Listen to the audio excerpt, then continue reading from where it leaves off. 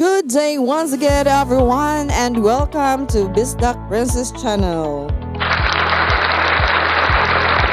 your Bisaya Filipino translator. If you are planning for a vacation in the Philippines, come on and learn our language. And for today's Bisdak Lesson 101, let us talk about how to say good afternoon in Filipino and eventually in Bisaya. Let's start. In English, we say good afternoon. In Filipino, we say magandang tanghali po. And in Bisaya, we say maayong udto.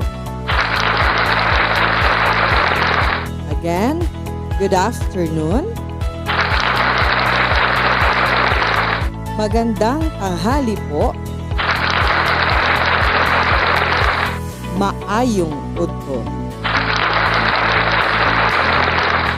Our Philippines has a lot to offer. Most people speak our national language, which is Filipino, and mostly reside in Luzon. If you are planning to go to Visayas and Mindanao, most people there understand Bisaya. So what are you waiting for? Like and subscribe to Bisdak Princess channel. If you have some words to be translated, just comment below.